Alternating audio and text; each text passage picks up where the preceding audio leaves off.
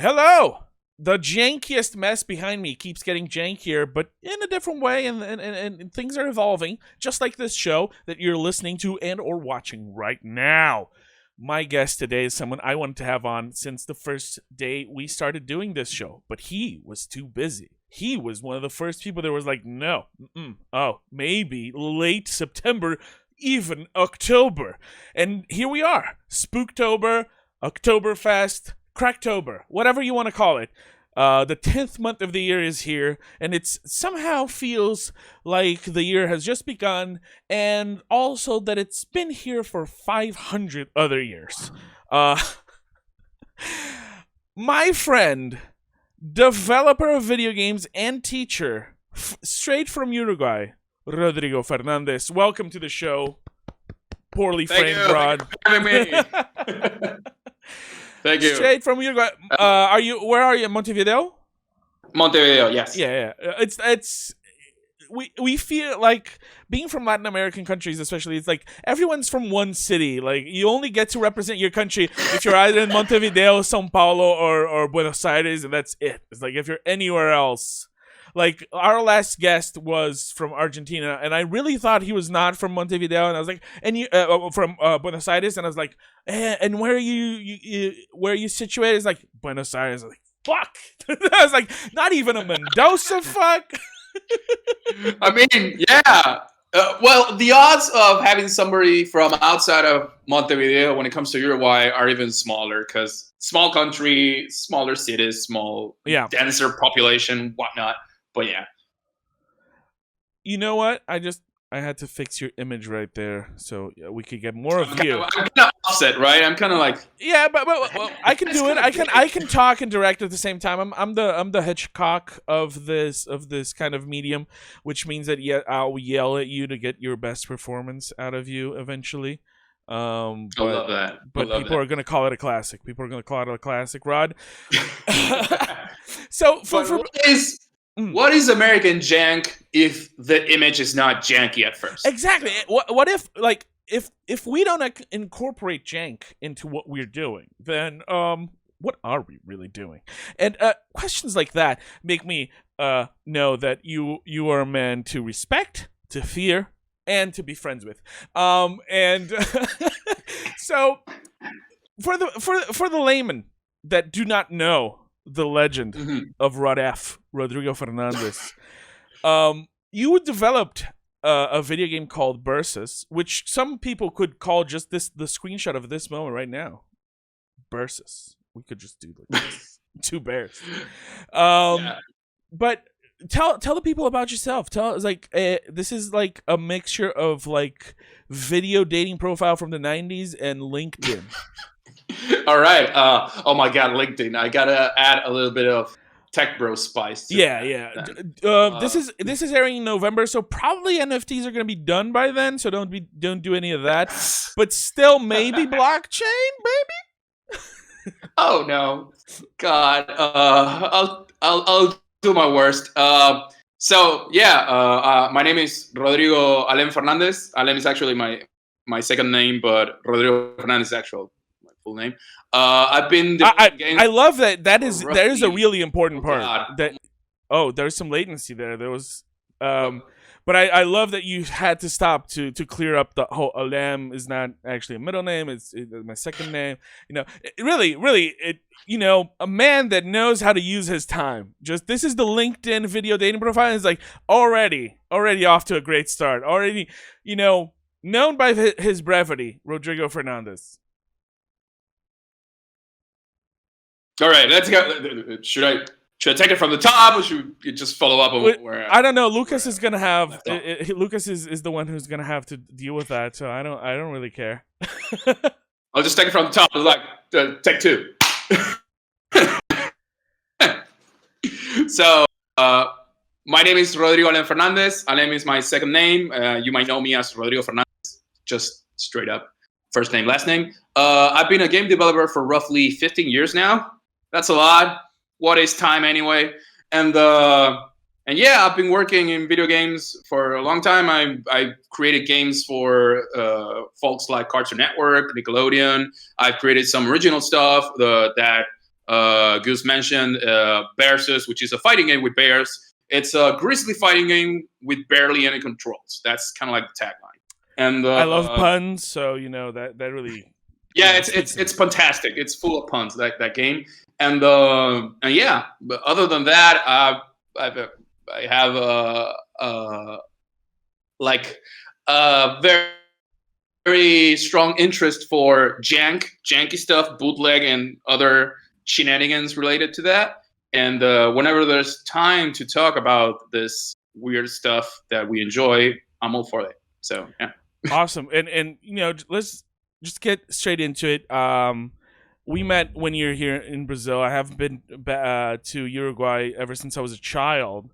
I was trying to think of some game related memory to tell here, and I actually realized that the first time I ever played Mortal Kombat 4 on the arcade was in Punta del Este in Uruguay. Yes. Yeah. And so that is what I have. That is what I have to offer as like my fig leaf of like the culture exchange. Like the things I remember. I was 8 years old, Rod. I went to spend a week with my dad's family in Uruguay. What I remember is media lunas, fucking delicious media luna every day at breakfast.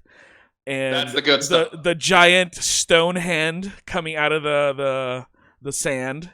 Oh, that's a kaiju. We do not talk about that kaiju. Yeah, no, that was foreboding. I'm still waiting for that hubris of like, no, let's build the city around the giant hand and the stone. Nothing bad is gonna happen. I mean, some say Gurren Lagann is a documentary about that, but we're not going to dive into it. Right? Yeah, we can't talk about that too many times in front of a camera, or else it will invoke the spirits. And the third thing was that while most of my cousins and aunts and uncles and my dad were going to casinos, they had to wear me out on arcades before it was like time to like just drop him back home, and then we can just be at the casinos and all that. And so I remember it was the first time I actually got to see a MK4 machine. They were quite recent back then, because this was 98. This was early 1998. Oh God, yeah, yeah, and that is the jankiest Mortal Kombat to ever hit arcades. That was a good save, because it's not the jankiest Mortal Kombat, but it's definitely the jankiest of the arcade one. Exactly, because that's the last arcade one, and then after that, there is one Mortal Kombat game that is going to be featured on this show heavily with one of the developers eventually. But he was actually the only person that was busier than you. That was like that I contacted as like that was in my short list before the show actually started recording, and that was like I can't, like, not for right now. So he's probably a maybe 2023 episode, which sucks because the game I wanted to do was 35 this year. No, it was 20. Whatever, man. I wanted to do leap though. It was 25. Whatever. It was MK Mythologies. We were going to do MK Mythologies, so it's 25. Oh, that's some good Kush jank. Yeah. No, and there's all the FMV around it, which just... yes, so exactly. Check all around. What was your... formative experience with jank? Were you dabbling in PC shareware stuff? Were you mostly a pirated cartridges on consoles kid? Second part.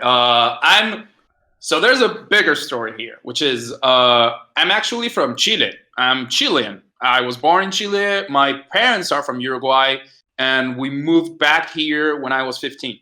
But my early life in Santiago de Chile, because again, you only have one seat. You can only be on the capital. It's like the research on these countries is not gonna go deep.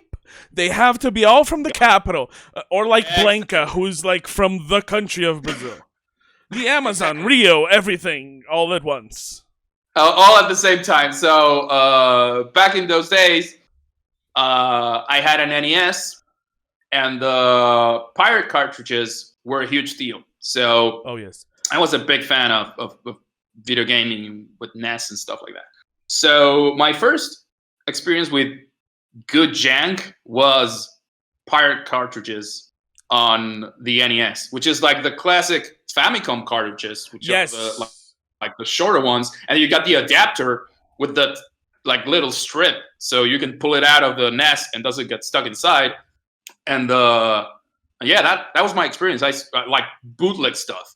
Yeah. I remember vividly playing a hack, for lack of a better word, of Chip and Dale Rescue Rangers 2 that included some sprite edits that you could either pick Chip or Dale, Mario or Luigi, which is just a Mario sprite and a palette swap with Luigi, and Sonic or Knuckles. Oh, again, like not Tails. What a diss on Tails. You know why? Because it's Knuckles, because it's actually the Sonic sprite but red swapped into red. Yeah. And that's it. It's not Tails, it's Knuckles. I recently unknowingly got merch for that game then, because in the cheap wares shops here around Brazil, red Sonic has become a thing. I've whatever plastic doomed fucking hell circle things come from, like the Chinese bootleg toys come from, they decided that red plastic is just like cheaper or better than blue plastic. So there's a bunch of red Sonic stuff, and the other day I was walking around the street and I found a lady selling a red Sonic like fishing cap, and so now I have it. So it's actually, we can retrofit it as merch for the Chip and Dale's ROM hack you played. Definitely. I love that. I'm a huge fan of those. Like, I love that you pulled ROM hacks as an example of jank from that time, because when you said that you were born in Chile, I was reminded that one of the jankiest ROM hacks out there that is still fascinating to many people to this day is Sonic 4 for the Super Nintendo, which is Speedy Gonzales, but Speedy Gonzales is Sonic, and every single mouse that you rescue is now Mario. Yeah, I've seen that. And that game was made by a team in Chile. Are you kidding me? No, I'm not. No. A lot of the Latin ROM hacks we know from that time came from either Chile or Peru, and that one I know came from Chile. Wow. Yes. I've heard about the Brazilian scene, actually, and not that much. No, it's mostly Sega, the hacks in Brazil, right?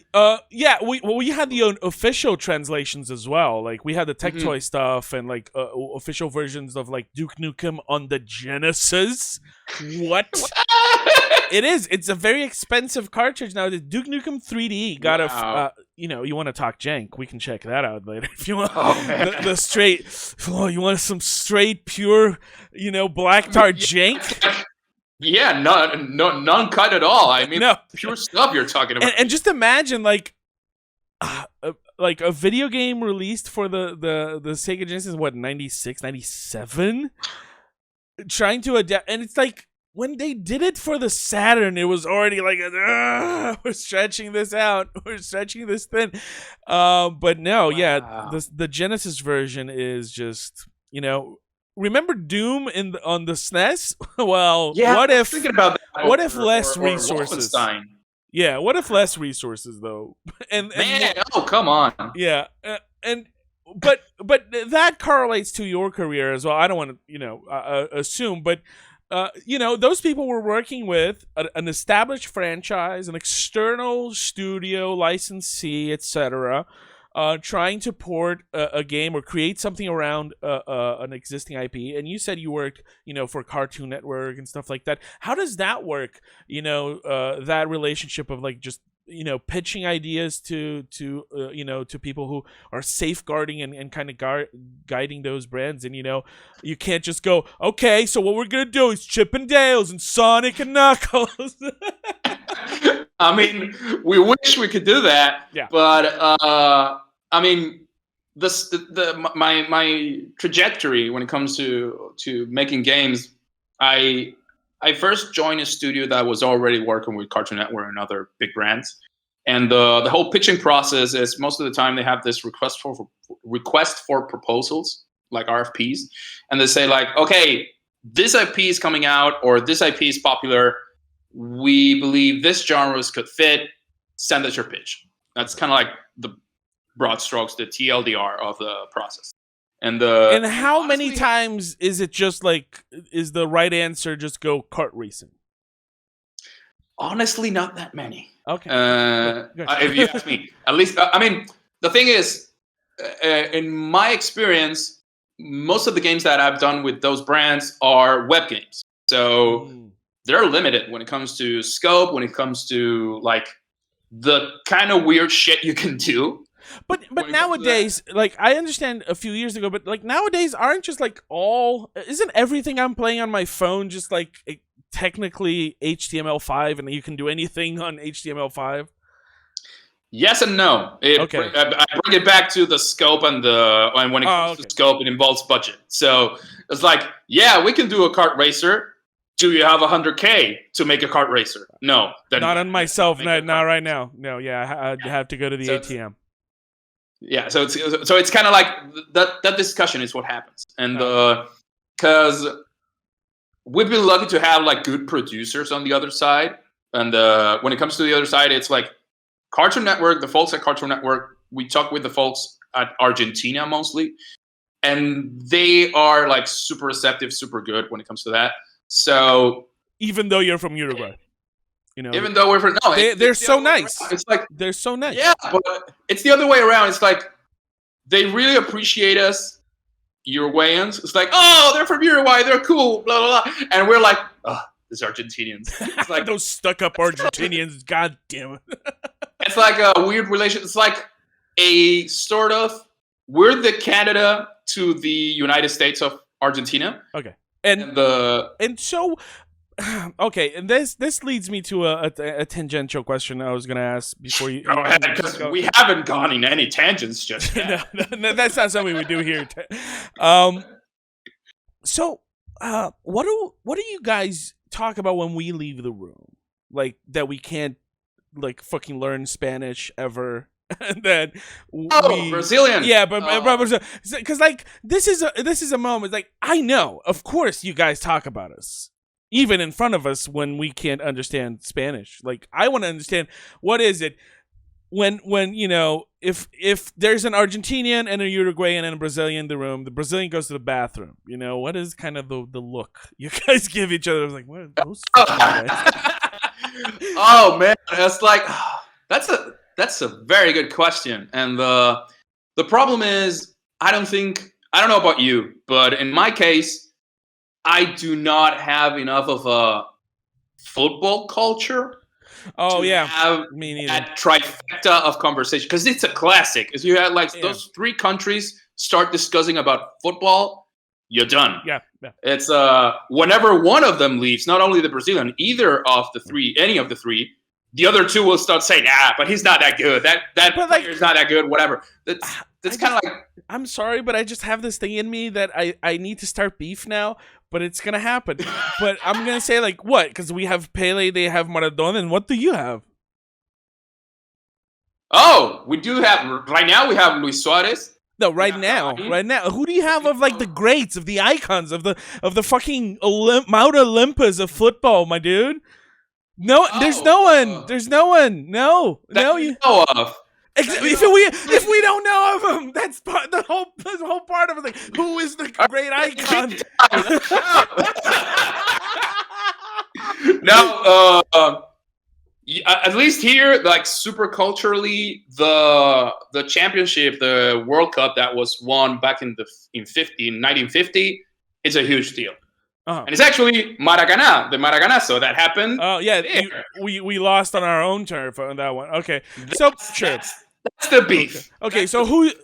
The answer to you, who's your great name in football is like no one you know, but also in the 50s maybe we did something good. Yeah, but actually I'm like the worst person you can ask about. I know, and I am also like I don't know anything about soccer or football or whatever we want to call it here, but still, it's you see how ingrained in our culture is like well, I gotta tell this motherfucker off because we do, like I had something to do with Maradona or Pelé, you know? Like I helped those guys. Where were you, Rod? Man, I was carrying their fucking tote bags around.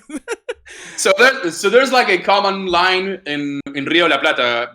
Both Argentinians and Uruguayans go with the common line of "¿Cuántas copas tenés?" Like how many cups do you have? Yeah, Like, and Brazil has 5, so. Yeah, so they're not in discussion. That's why we say it in Spanish. and we say ¿qué? Like ¿Qué? super stadium, like very like super tribal line, if you will. It is. All right. So let me get you back on track to the game stuff. So what is this? So you were talking about how, like, you know, you have a very limited scope to do these games, and so compared to something of more like, I don't know if you'd say, like, I don't know what the scope of, like, let's say Bearsus, which you all did, but was not with a licensee. What is the difference in scope there in terms, not just, you know, just the raw budget, but what that means in develop time and all, and what you can achieve with that? So Bearsus comes, actually, it's like a offspring from one of our games that we did with Cartoon Network, from the Teen Titans Jump Joust. It's a game that we did with Cartoon Network on 2017. And that game did really well. And that engine felt like we could do something with it. And that's how kind of Bearsus came out of that, mechanically. And thematically, it was a very good pun run all the way to the ground, but a very good pun. Be honest right now, was the first thing about the game that was ever written down was the name? Yes. Okay. So you developed a game around a name. Yes. And that's a very bad idea for but also the fact that it worked out and that you got a good game out of it and that you actually all put in the work to make it. And it's like, no, you know what? And then we have all these other puns, and then the bears themselves have these awesome names and stuff. Like, it's, you know, it shows commitment to the bit, and I respect nothing more than that. And a fun fact, I mentioned it was 2017, right? So we released the Titans game roughly halfway around 2017. And on October, I think, or November of that year, there's EVA in Argentina. EVA is Exposición de Videojuegos Argentina, which is second like episode in a row we dropped that name here, man. And I never heard of that show before. It shows how you should come by. It shows Uruguay too, but it's smaller. But let's stick to EVA. Yeah. And there was this business of like what happens in Big, right? You have this business corners or whatever, and you have like the speed dating of pitches and stuff. And for that event, I just grabbed a lot of bears fighting footage, like stock footage of nature bears scrapping each other, and I just went with the puns head on. It's like, what do you call a game where bears brawl? Like overlay text, bears fighting. Beat, logo, Bearsus. Perfect. Coming soon, whatever. That was my pitch at the beginning. That is perfect. I had nothing of the game, nothing at all. I knew the engine was going to be a Jump Joust engine, but I had nothing else besides a very interesting bit when it comes to the pun and some stock footage of bears punching each other. I think when we met, it was during 2017 Big, right? And it was around then. No. Was it 2017 or 2018? No, I think it's either 18 or 19. It was probably 18. Because what is time anyway? What is time? Because pandemic happened, right? Yeah, it is happening actually. You know. But yes, because I remember you had maybe like the game wasn't out yet. I think, but you had something that, like, I remember you showed me that. I was like, this man, he dedicates himself to the bit. more than he should, and I respect that. He self-sabotages the same way I do, and I wish him luck. It's lovely. It's lovely. It is. I've shot myself in the foot so many times. I only have like this amoeba-shaped thing under there. Yeah, and one of the things I want to do in this show, and one of the reasons it's in English, it's because it's a global thing, but it's also aimed at bringing a non-American perspective to Americans who so often are only drowned in their own, kind of Ouroboros of self-feeding, snake eating its own tail, cultural hypnosis and whatever. So it's an interesting thing that you chose a bear, because you're from Chile and Uruguay and I'm from Brazil. We don't have bears. So I think Americans should understand that for many of us, it is quite ridiculous and a bit, unbelievable that you somehow ended up with an animal that looks like a man in a costume so fucking bad. It's like, how did you get an animal that looks like a cheap costume of itself? And it's like a very scary thing, apparently. You have bear spray, and you have to learn. No, you pretend to be bigger than it. No, you roll. Like centuries living with those animals, and they're still not sure what to do with them. And they look exactly like a person dressed as them. Yeah. They're a ridiculous animal. It is perfect for a game that knows it's ridiculous, like Bearsus. But I feel that people don't tell Americans enough that, right? There's owning the ridiculousness of a concept. Yeah. It's like, I know this is stupid. Let's roll with this. And going oh, this sounds really it's stupid. I love it. Yes. And or it's weird. I love it. And it's like, how far can we push it? Yes. That's and that's something I want to talk to you about, because that is a fascinating concept, that we talk about a lot in movies, for example, so bad it's good movies and stuff like that. Yeah. And the passiveness of watching a movie kind of makes that easier to happen, or more common for it to happen in movies than in games, right? Because it's very rare that a game is so bad it's good, because you can't actually play a bad game, really. If it's really actually bad, it didn't have enough resources to be worked on. A lot of the time something is ridiculous in concept, and playing around 5 or 15 minutes on it is gonna be oh, look at how bad this is janky, this is ridiculous, and then you move on, something not saying you can't beat Sonic 4 on the SNES, but it's not it's the most amazing experience. It doesn't live up to the humor of what you're seeing on screen, right? Yeah. But sometimes if you have developers that can deliver on the mechanics while, like you said, being aware of how ridiculous everything is, you get something like Bearsus, and one of the examples that always fascinated me, 50 Cent Blood on the Sand. Have you played this? No. Oh, I was gonna say another example that I think is good on both ends, which is, you have the franchise of No More Heroes. No More Heroes is janky, doesn't take itself seriously, and it owns it.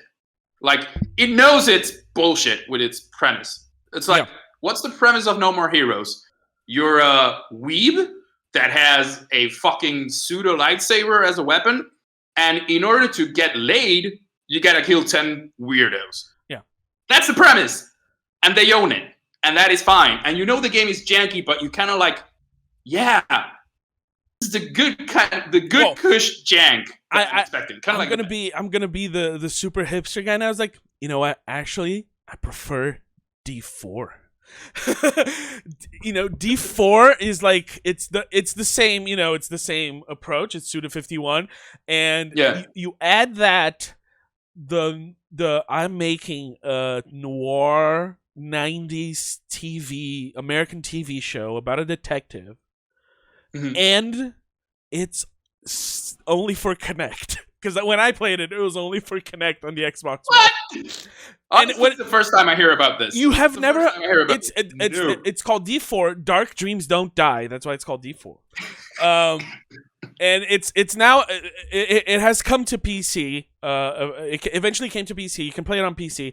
But when it first came out, like the money to make this game happen came from Microsoft needed a Kinect only games for the Xbox One, the Kinect 2. And this was, and I shit you not, this is a janky ass game, but this is the best sit down Kinect experience. Because that was remember, that was one of the jankiest things about the Kinect, is that the Kinect 1 does not allow you to play sitting down. It cannot figure out what a body is unless you're standing straight up. So the big thing with Kinect 2 was like, now, my dude, it will see hands even if you're sitting down on your couch. And we were like, thank you. Progress. Thank you. Oh, so much. Thank you. All I wanted after seeing what was under the shoe of an avatar was this. Oh, my overlords. Thank you so much. But so it was so good because it's basically it plays like a point and click adventure game. And so you were actually just, it works with your hands. Like it wasn't super amazing. We all remember the Kinect 2 has its problems. We do not talk about Bruno. Rest in peace. Rest in power, Bruno. And so Dark Dreams Don't Die is another example I'll leave here of something. But and one of the reasons is it's a short game because it was right at the end, or maybe it was past that, but it does it where it's like, this is an episodic thing. Maybe there is gonna need an episode 2. Spoilers. No, there wasn't an episode 2. No one, there was not enough buy-in to the concept of Dark Dreams Don't Die, the Kinect adventure noir game for the Xbox One that needed the Kinect. Yeah, no, I don't think so. So, but there was no Bearsus 2 as well. You never know. Not yet. To risk. No publisher risked on the first one. I don't know if they're going to risk it on the second one. But so, and what is Bearsus out on? Right now is out on web. It's a web game. Because we pitched it around to a lot of publishers. Honestly, the answer wasn't that the game was bad or it didn't have enough content. It's a genre. Selling fighting games is hard as fuck. Yeah. And selling fighting games that are based around a pun that don't have like standard issue controls is harder as fuck. Again, this show is very much in its infancy, but again, a repeat theme here. We had Dave Lang of Iron Galaxy Studios, and they lived through Dive Kick, you know. A game much similar to Bearsus, and you know, and we're all waiting on, we're waiting on To Dive to Kick as well, and Bearsus 2 Arcade Edition. Yeah, but I mean, I haven't seen the episode with Dave Lang, but we actually talked with the Keats about Bearsus and his experience developing Dive Kick. Yeah. So Bearsus kind of had this blessing from one of its inspirations, because I mean, Bearsus takes a lot from Dive Kick. It makes no sense to. And I love both of them. Yeah, and again, Dive Kick works in that sense as it knows it's silly, embraces the silliness, and goes straight to it. Dive Kick, at least from my perspective, has a lot of in-jokes when it comes to the fighting game community. So it works in that niche.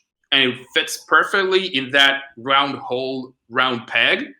But if you take it away from that, it's really hard to get into. Yes, that's something we broached a bit there with Dave as well. Of like, if there's a sequel someday, of like, how do you make it more approachable? Because especially because I think in Dive Kick there was this.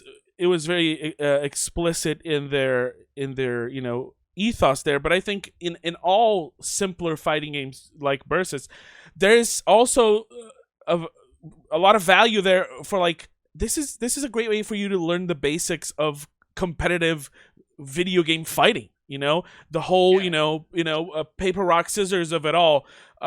So if you can explore that and kind of know that games like Bearsus can be a great way to like it's not gonna be your first fighting game, but it's gonna be maybe the first fighting game that you actually like sit down and practice. Yeah. So, And, did you ever see someone get really good at Bearsus? Like someone's yes. like, "This is the Daigo of Bearsus." Who's the Daigo of Bearsus? Tell me about that. Disturbingly so. So there was this dude called Sea Salt on the Discord server of Bearsus, and he was insane. Like he was like super skilled. And there was another guy called Doombox that discovered a glitch that you actually kind of like end up sliding with the elbow drop, and you end up sliding across the screen and become invincible. So it's kind of like wave dashing with an elbow drop, and Nice. and they started finding this techniques and depth in the game. Not saying that it's shallow, but I personally believe like depth is here, and this folks went like no. Yeah, they found Level. depth where even you, the developers, were not even Exactly. Yeah, putting it there consciously, but it ends up that you put all these systems there interacting, and it makes something larger than the sum of its parts. Exactly, and what's good about Bearsus, and at least what we've seen mostly when it comes to live events, like seeing people play the game there, is something that I feel always happens with a lot of fighting games, that at first you just smash buttons and see if you can pull a Hadouken or a couple of things, and just ha, I'm kicking people, and that's it. And when it comes to Bearsus, you have like a couple of rounds, you start mashing buttons, and then you start seeing rather quickly what you can do and how you can manipulate that. And what I think the value is in the few like inputs that Bearsus has, same thing with dive kick, is you reach a point of having like intention with your inputs way earlier than with other fighting. Yeah. Like instead of like mashing buttons, let's say for 10 matches, on the third match you already have intention when it comes to your inputs on what you're trying to do. And that's kind of like a cool thing that as you mentioned, you learn from that, and you can extrapolate and take those teachings into a new fighting game and then move on, which is okay. It's not a problem that you move on from Bearsus. You convinced me that we should get the Uruguayan government to send you to Evo to do some Bearsus money matches on the down low. And kind of get it underground popular. Kind of make it the new Jackie Chan game of Evo, I would love that. There was this there was a last Evo, there was an showcase, but mostly trailers, not people playing. And as far as I know, played Bearsus on the Evo floor, but they did see it and they did play it. And actually, what is it? Justin Wong played Bearsus at one time. Yeah, and he kind of like brushed it over, didn't play that much, but it's cool. He's still like, Justin Wong played Bearsus, sure. And cool. Maybe he didn't like it because he couldn't get parried. Yeah, maybe this is a game you won't get fucking humiliated at, Justin Wong. Fucking missing your chance here. Can't see a good opportunity when it hits you in the head. I don't know, man. I don't know. Different strokes, different faults, whatever. Yeah. Just have a press kit mailed just to him, but that doesn't it looks like it was mailed to everyone as like never get parried again, and he likes. Yeah. There's something here.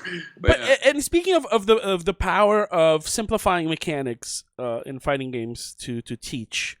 And to get over what a lot of fighting games have as jank, to come back to keep it on brand. You also you teach as you're a teacher. Am I correct? Or are you not anymore? Not anymore. Fun fact. I dropped that on December 2019.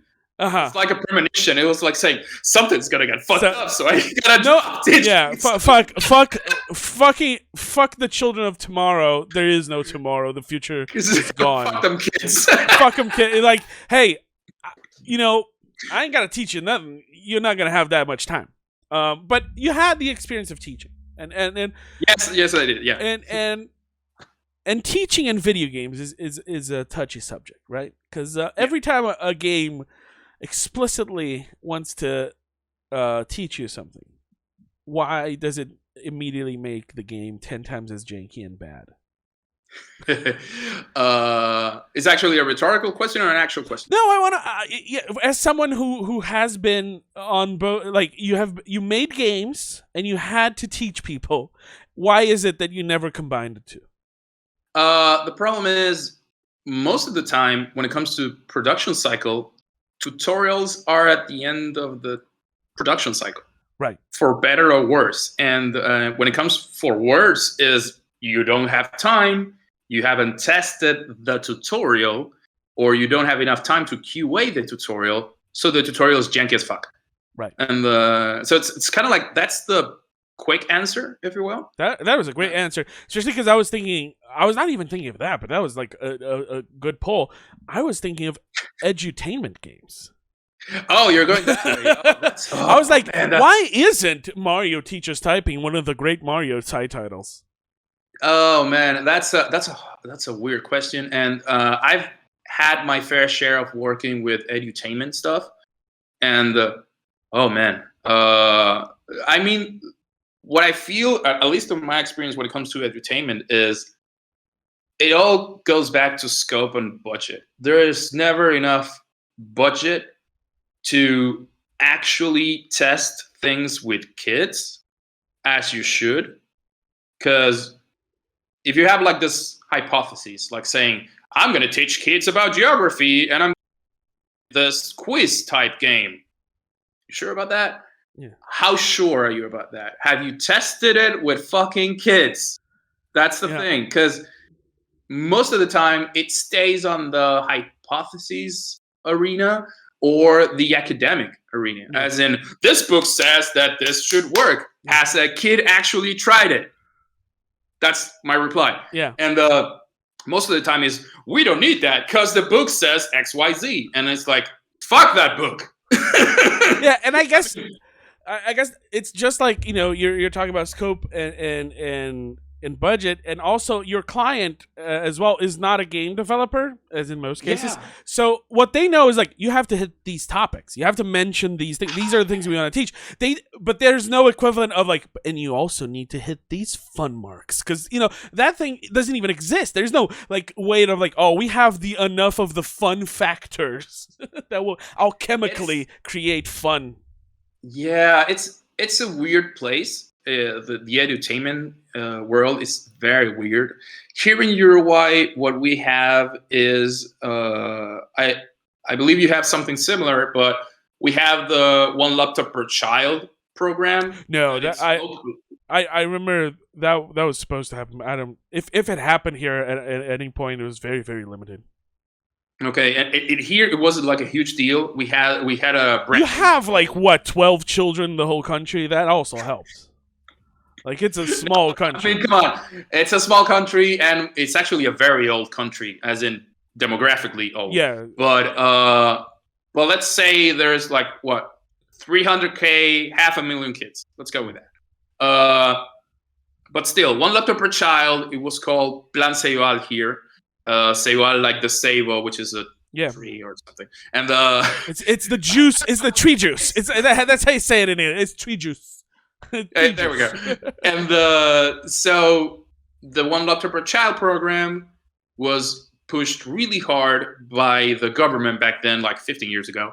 And the idea was to have content, both educational and entertainment. You could have actual games that didn't have like the ghost of education behind going like, you should teach shit.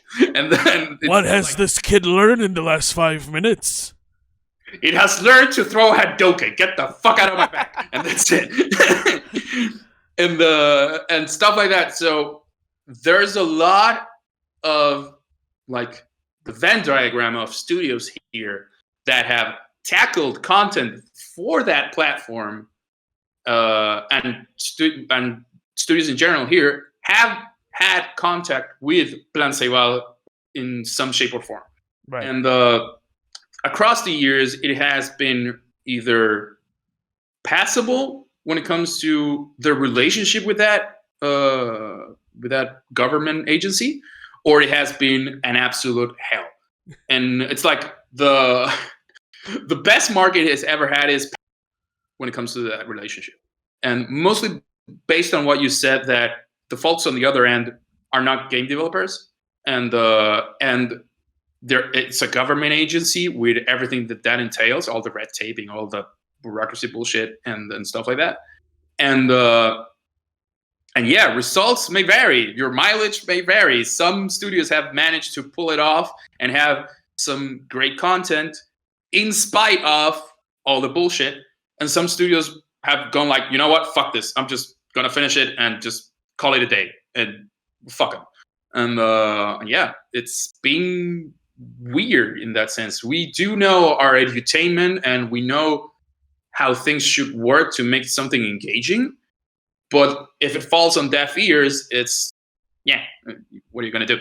Yeah. And that's kind of like what it feels when it comes to specifically edutainment and what has been the experience with government agencies and stuff like that. And surprisingly, for like a bad surprise, honestly, is like whenever something related to edutainment has been talked about elsewhere in other countries, we see similar red flags popping in most of those projects. It still seems like the last time we hit it off the park was Carmen Sandiego, and like ever since, like fucking ever since the 80s, we haven't had like the edutainment. Like Brain Training wasn't that because it was for adults that wanted to feel smart. Yeah, like because remember when Sudoku was big for like a second there, and people bought a DS for that. It was Nintendogs and Sudoku. That was us. That was the ushering in of our millennial ass generation into being the owners of culture, I guess. Yeah, I guess. And what you mentioned about Carmen Sandiego is it still feels kind of tacked on at times when you see it from today's lens. Yeah. And but it works better. And the thing is that something that new edutainment content hasn't learned to tackle properly is it's got some fucking good lore. Yes. That's the thing. Lore will get you over a lot of jank. That people will people need to understand that. Yes. It looks I think a lot of people we are veterans of the Ludo narrative dissonance discussion. But turns out that not everything has to not every element of a piece of art directly needs to harmonize with the other in the way you think of, like, not every fucking color in the Mona Lisa reflects the exact same message. There are layers to things. There are layers to works of art and artistic expression and entertainment, if you don't want to call it art. But Bearsus is art. Of course. But I get it. Yeah. But you know, we mentioned Mortal Kombat at the beginning. Like, that is a series that, like, I am a lifelong fan of because of lore. You know, despite of the jank that it has had in different levels through the years, like, there's something about the lore there that keeps me. Well, at least I'm seeing my homies again. Sub-Zero and Scorpion are there. What is that for you? There's something there. I mean, and actually, with Mortal Kombat itself, it's an offspring of jank, if you will. Yeah. As in, they run with a concept that was rather silly. They went all in with it. They took themselves seriously enough so it works, but knowing it's silly, they embraced that, at least on the first series of the games. And I think it worked because of that. So this charm of, we know we have, like... Yeah. There's $2 to make something. And there's a man saying toasty on the corner of the screen here. We know what we're doing. And by the second one, you know, we're doing friendships. It's good. I think that's good, and I think that something happened. That something clicked the wrong way, if you will, on like the PS2 era or something. Well, maybe Mortal Kombat 4 onwards. Yeah. It was like, dude, you're forgetting your roots. You're a silly kung fu movie translated into a video game with hyper violence that it's definitely cartoonish. What the fuck are you doing? Yeah. So it's kind of like that. Something happened there. I maybe it has to do something with what you've been saying about budget and scope. Budget and scope are really the dictators there. And with that transition to 3D and bigger scope in games, you know, even those guys at Midway, they had a huge increase in budget as well. But still, maybe the scope was such, and I don't think that was just with Mortal Kombat. I think that the scope of these games, of AAA titles in general, just got so heavy that being janky and being fine with your jank was not possible. It was too much of a risk. Do you think that kind of happened? I think you're right, because I've seen it, and I'm not that specifically, but I felt it, if you will, when it comes to talking with publishers, that some publishers are like, let's say, back in the day, Bearsus, to be complete with 8 bears, multiplayer, whatnot, it needed less than 100K to get it out of the door. But the thing is, some publishers are like, but that's too little. And I'll say, we're from Latin America. We'll be fine. Yeah, but no, like they need something that they'll put $1 million to, or you know, $3 million in, but they expect 30 million out. Yeah, but that's the thing. I mean, true story. I was at Gamescom in 2019, and I had a meeting with a Konami representative, and the conversation started like, if we have to, we do not invest in anything that involves less than $1 million.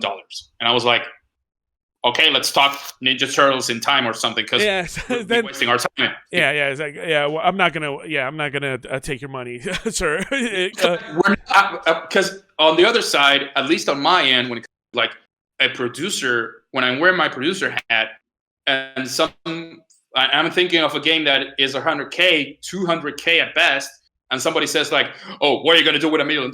I'll panic. That's what I'll say. Yeah, and you'll need. I'm going to get that money back. Yeah, and also you'll probably going to scope something out that's going to need a team that maybe you can't even source locally, and now you're talking like, oh, I'm outsourcing to different countries and having to manage teams in different locations. I'm sweating bullets just thinking about that. Exactly. I don't want that. And I think that relates to Hollywood as well. To go back to the analogy of like trash movies and movies that are so bad they're good, it's like you don't have the B-tier movies anymore. You don't have the B-tier games anymore. It's either like all in, this is huge, Call of Duty, or this has to be very like indie,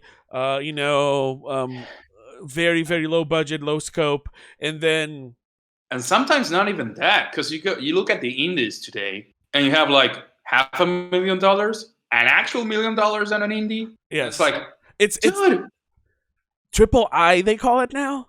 What do you feel about that? What do you feel about triple I? I'm too sober for this.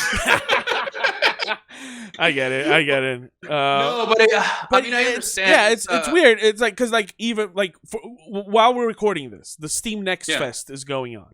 Like there's a bunch of demos of stuff going on. And I went in thinking of like, oh, I'm gonna see a bunch of like cool indie stuff, because this is the part of the year that I just give into indie stuff, because I'm also a IGF judge, and so like late October is when we get to see all the indie games for that. And so I went into the Next Fest like trying to download stuff, thinking of like, oh, this is gonna be a bunch of like very indie stuff. And yeah, there's a lot of indie stuff, but then I started playing this game, Stunt Fest World Tour, and I was like, and it's this amazing, you fly around and there's cars doing stunts, and it's a battle royale multiplayer. And I was like, oh, it's a THQ Nordic game that I never heard of.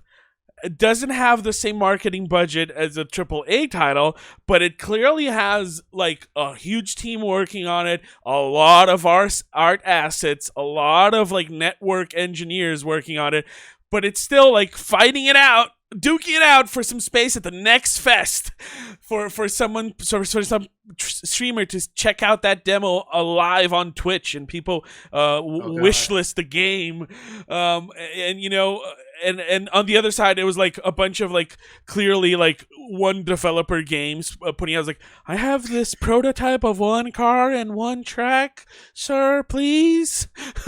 Yes. And it's like, I don't even know what you want to do. It's like, yeah, it's a car, it goes around the track, but I don't know. This is not a demo. This is a prototype. So it's kind of like the Wild West. Yeah, and in a bad way, because there's a bigger problem to discuss here that is mostly small games or indie games or actual indie games are put on the same storefront than AAA. Mm-hmm.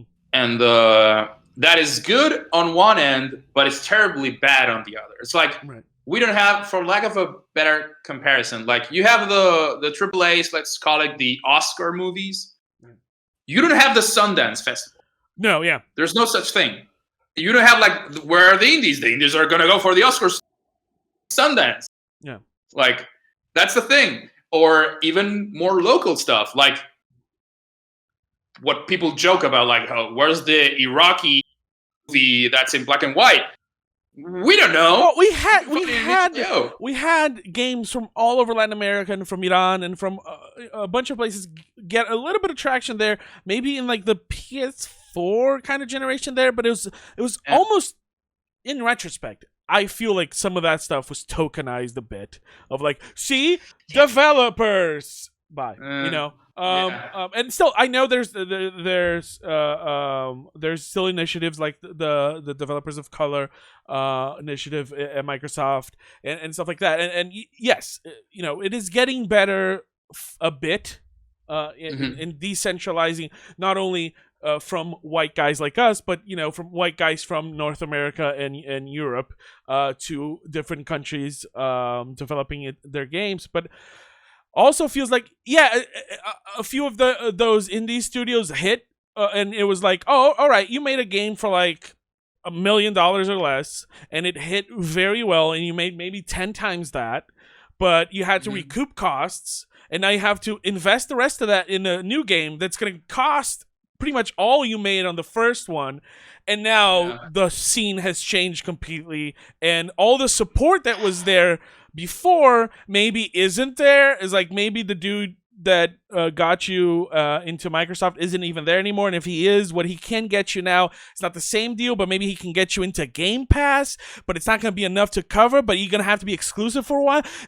I'm getting anxious just hearing about this. I'm super anxious just listening to all this. Yeah, I don't even make games and I'm scared. Yeah, it's that weird. And honestly, that's we like one of the things we're kind of happy when it comes to our studio is, for better or worse, but in our case has been for the better, we do work on games that at worst have 6 months of development cycles. Right. Because we can't stand longer periods of development with that much like question marks around them. Yeah. When it comes to as much risk as you can take, right? It's like I can do 6 months here, but then I got to get a new project, then got to get money in. Yeah, and Bearsus is like a weird thing because I've talked about it since 2017, and it was released in a different form, but at least it was released this year.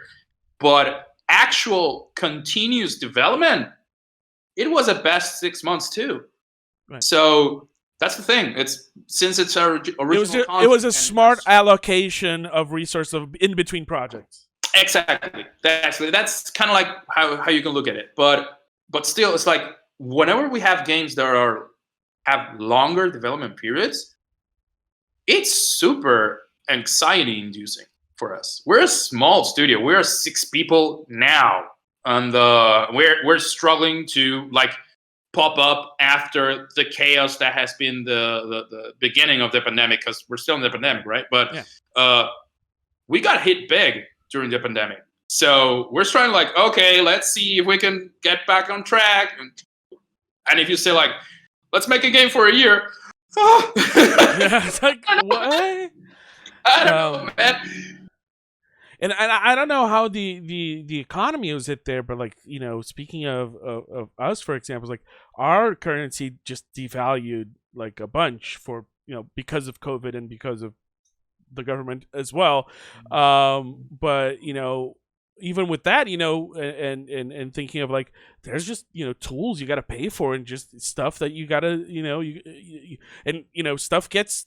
There's import costs that affect everything of the food you eat and everything of like your costs of living go up. Yeah. And you're like still like, but we signed that contract 6 months ago. We're still living off that money. And that money is not adapting. That money is not accruing anything just at all. Exactly. And when those contracts are like very distant in the future when it comes to when is the next payout, that payout is already devalued. So yay. Yes, exactly. It's like, oh, we sent you. It's like, sir, may I take that budget back? Sorry, I gotta add a few zeros to it because it's not. Yeah, it's not gonna cover it anymore. Exactly, and that's what's happening. And what happened at the beginning of the pandemic is a lot of clients got scared. I mean, understandably, but when they get scared, they close the faucet. Yep. So it's like, oh, we know shit's going down. We have the money, but we are too afraid to do anything about it. So we're just going to keep it in our pockets for the time being. Yeah. And that's scary as fuck for us. Yeah, because it's like, okay, yeah. And also the whole, living pitch to pitch thing, I understand. Not in video games, but I do understand. And it's like you never... When there's kind of like that moment of like, this is not the right time to pitch this, and then every second that goes by, you go like, did I miss it? Was it now? Was it now? Was it now? Or do I wait a little bit more? Was it what? And then you see something being announced or something that's like, you go, I missed it. And maybe you didn't even miss it, but you go like, oh, no, now my idea is worthless. Yeah, I get it. I hate that, and I get it. And again, I'm too sober to be talking about this. I'm sorry. This is clearly you're gonna finish this interview and go grab an afternoon beer. But like I'm shaking when my hand's shaking. Your wife's gonna be, honey, is everything okay? He's like, yes. Guys, he just he knows what's going on, man. I mean, he's not wrong. He's not wrong, man. He's like, fuck, it's tough business. But bringing it to a more optimistic side of things is like, good. Thanks to that, thanks now. It's like because of that mess that happened at the beginning of the pandemic, we were forced to look elsewhere for more opportunities. So you're ready to announce your first porn game? Is that it? Not yet. And okay. No. Sorry. That's under embargo still. Okay. Hey, shh. No spoilers. I mean, no. But there. Speaking Sus. of, we had a fair share of bad clients in that period too because we needed the money, and we found some good ones in the process. And with those good ones, it's actually the folks that published Bearsus. Bearsus, in its shape and form today, is not what we originally envisioned, but what Poki.com, which is a web browser game portal, they gave us a little money up front so we can adapt the game to that platform. And what Poki does is revenue share for HTML5 games. And in that sense, it brings us money every month without us having to pursue that generation of content. So it's passive income. So let me tell you about an opportunity here for Terra Luna coins that you're going to invest. It's going to accrue 20% interest.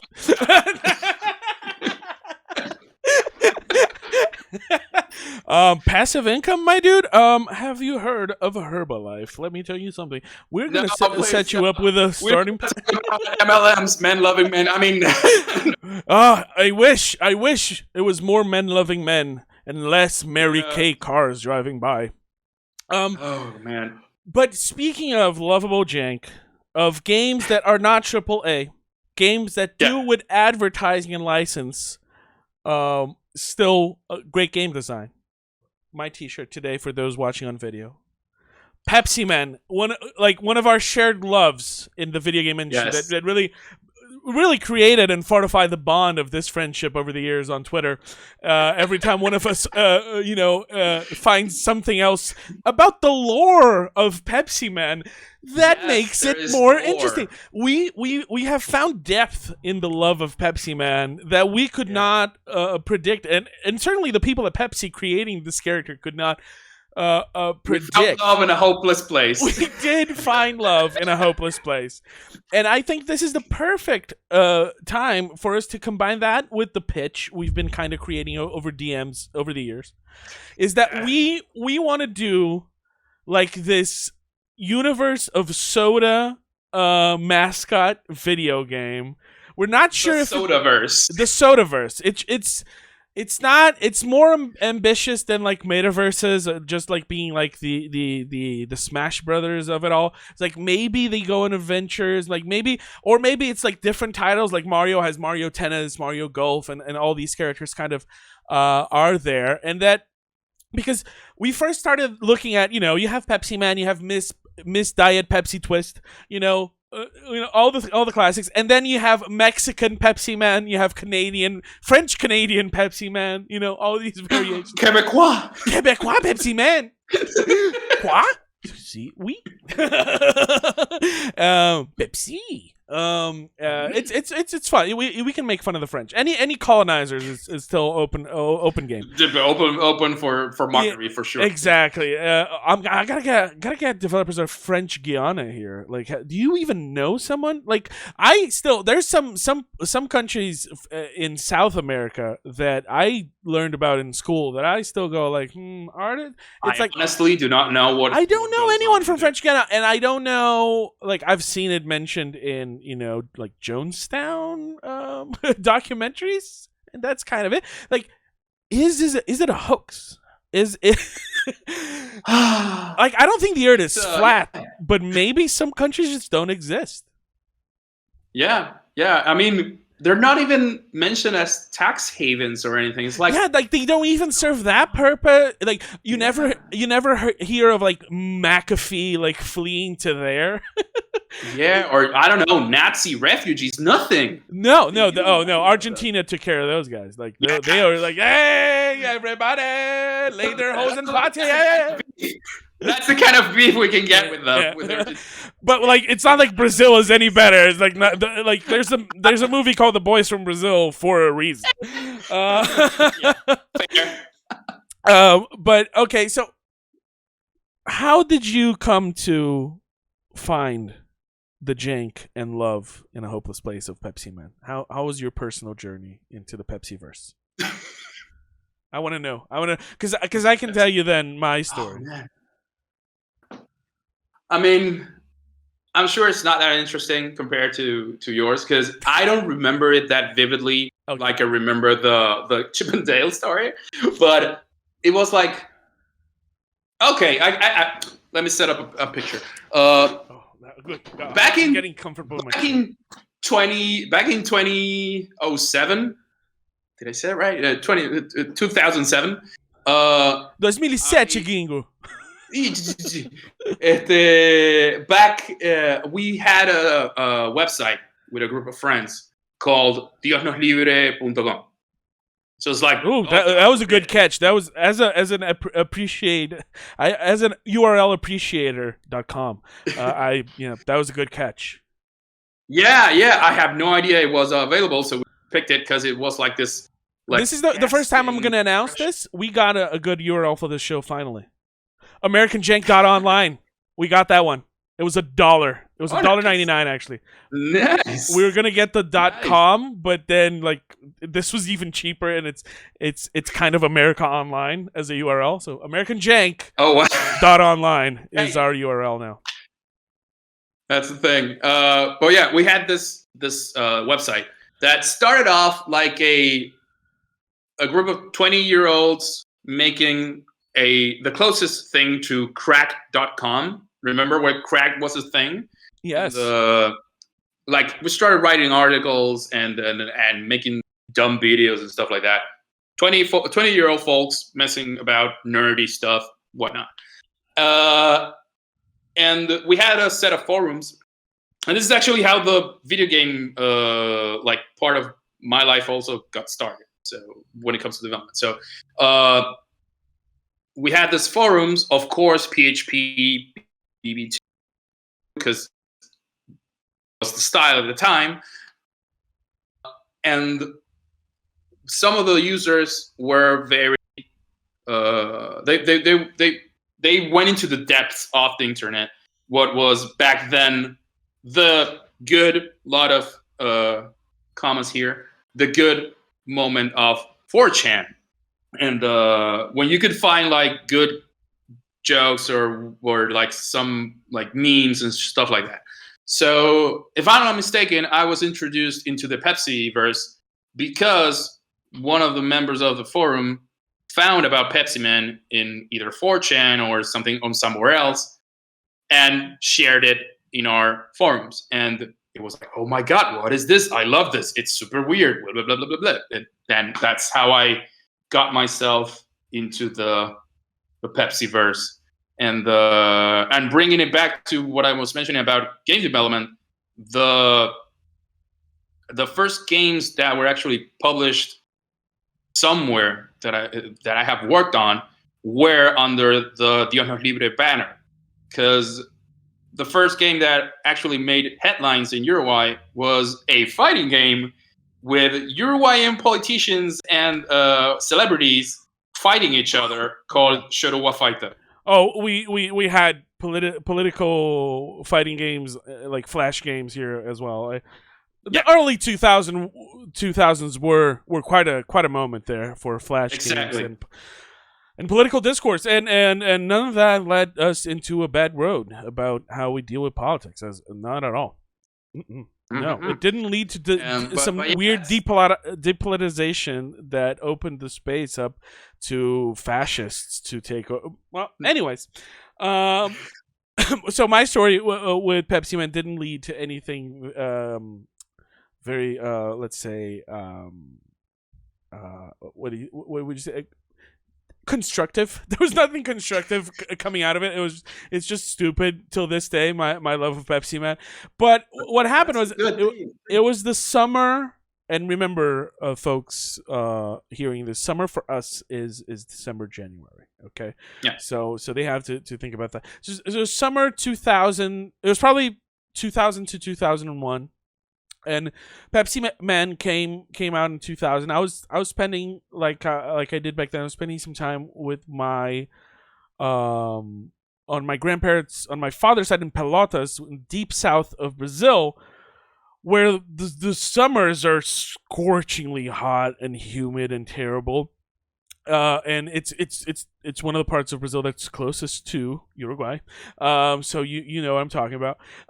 And there was not much to do down there in like this suburb of Pelotas with like, you know, dirt roads. Like it was, most roads weren't even paved back then. There, nothing was going on, and there's only so much fun you can have with like sticks and the plastic katana and stuff like that. And so I had like one friend in town when I would come by. I was like the other kid around, and so he was like, "Well, there's this place that you can. There's a like those were common probably there as well, that you can go and like pay like R1, play 1 hour of video games. There's like, there's one now that if we walk to what to me today feels like 40 minutes. It probably wasn't 40 minutes walk. It probably was like 20 minutes walking, but like when you're 10, 20 minutes walking, it's like, what? Oh, man. Especially if you're from the city where you don't walk places.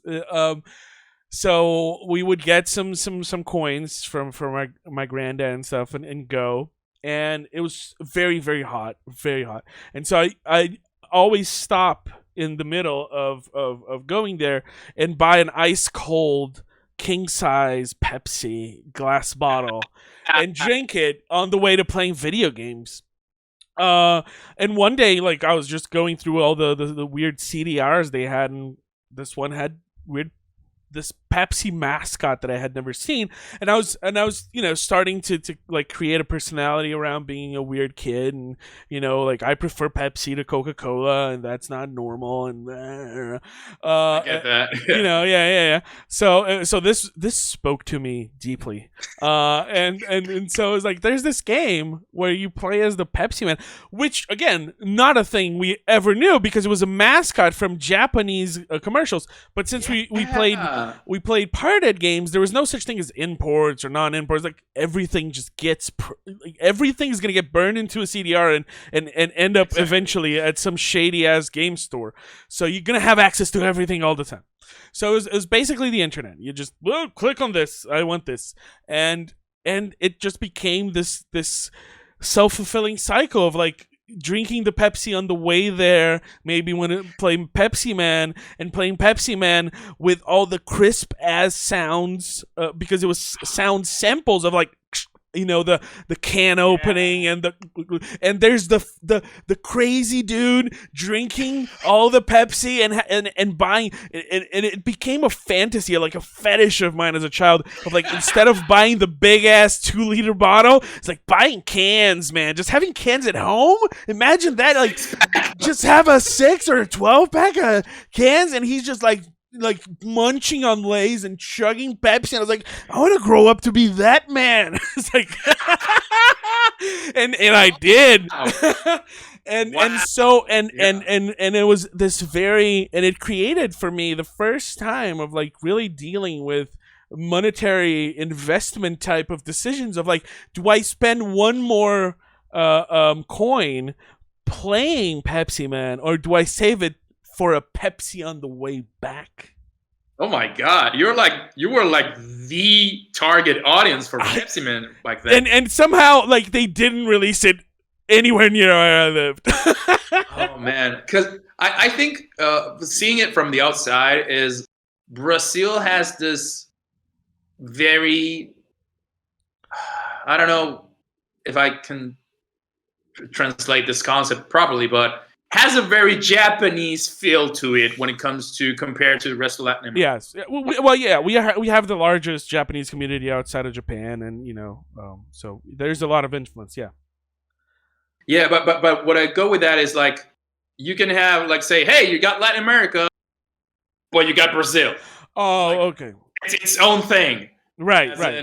As in their own quirks, if you will. As if you look to like Southeast Asia and Japan, It kind of goes like that. Mm-hmm. It's and whenever something is like violently Japanese in its presentation, like Pepsi Man, yeah, it feels like something like, yeah, this could fit in Brazil.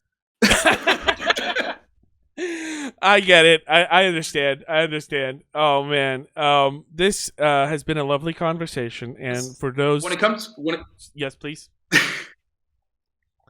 No, that in the same way that in some cases when you look at Latin America and you see that's a bit too Italian, it's gonna fit well with Argentina and Uruguay because of the influence. And it's like, yeah, this is horribly Italian. It's gonna work great in Argentina. It's kind of it's like that. It's like, okay, like I think we found remember the thing we say when they leave the room. Like, this is the thing I think we can talk about being Brazilian and Uruguayans. Like, those dudes think they're Europeans, don't they?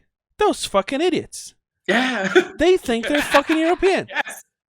Jesus fucking Christ. And at the end of the day, we're those sulacas, as they say. That's it. We're just fucking South American. They're the that's if you're not from South America, that is it. The Argentinians are the ones that think they're fucking better than us. Yeah. They think that somehow because they're 70% Nazi children, they are like European white people.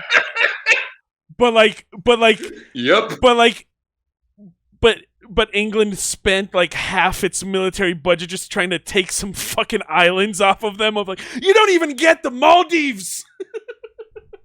Oh man. And the fact that actually Uruguay is like Belgium in Latin America. It's like, oh, these two countries are gonna fuck their shit up. Let's put a little little country in the middle so they.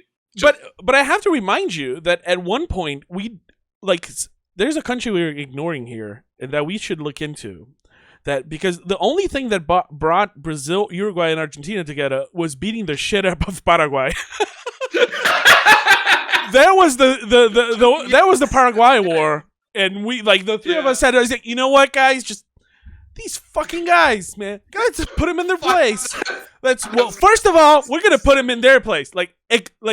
No matter what the podium is here, they are fourth place. They are fourth place, and we're going there. And this leads me to a question that brings us all the way back together to a first question about pirated games and janky pirated cartridges. Mm-hmm. Was there, because this was a thing in Brazil because of how our economy was locked down and imports were locked down, a contraband came through Paraguay. So things that were out bootleg and of shady quality were called Paraguayan whatever. So Paraguayan games, Paraguayan TVs, whatever. You would say something that had not the best it was not the best sourced kind of quality materials, or just straight up contraband.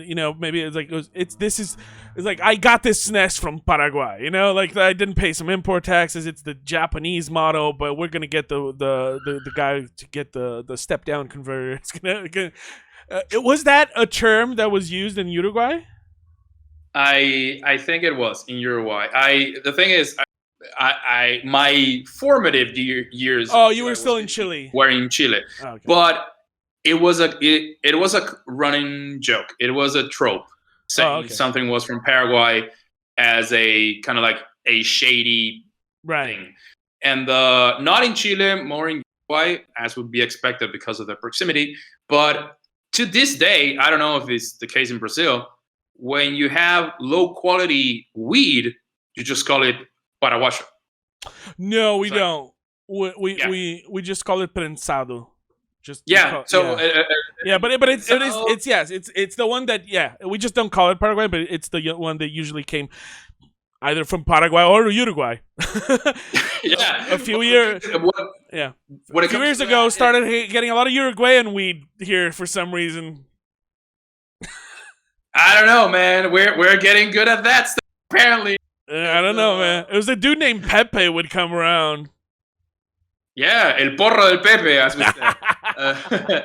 But yeah, it's not uncommon to hear people talking about prensado, but low quality prensado, saying it's paraguayo. It's like, what you got? I got paraguayo. Man, okay, sure, let's go. I am not a weed connoisseur per se, so maybe. So I just because when I was in high school and we used to smoke very low quality weed, we just call it weed. We didn't know there was anything better. And nowadays I know my friends who are into the different, who are into a weed enough to go, this is a purple haze. Something's wrong. They just call it everything else is like prensado. It's like fucking coffee snobs with I do French press espresso. I was like, God damn it! Just do some synthetic drugs. They're all the same. Eat a Twinkie. It comes from the factory. The machine makes it all the same. The pills are the same. Yeah. Oh man. The ketamine is just one vial of ketamine. Just do it. The MDMA is just crystals. There's no ammonia in there. There's no twigs to pull off. Anyways, so for our freeloaders, free users, new fans, this is it. This is the end. But if you are a subscriber to our Patreon, what we're gonna do now is gonna be so amazing. So first of all, we have a Patreon. If you don't know this, if you're listening to this, patreon.com/AmericanJank and maybe AmericanJank.online. If that, I figured out how to redirect that stuff. Awesome posing and voguing by Rod at this moment. So Rod doesn't even know what's going to happen right now.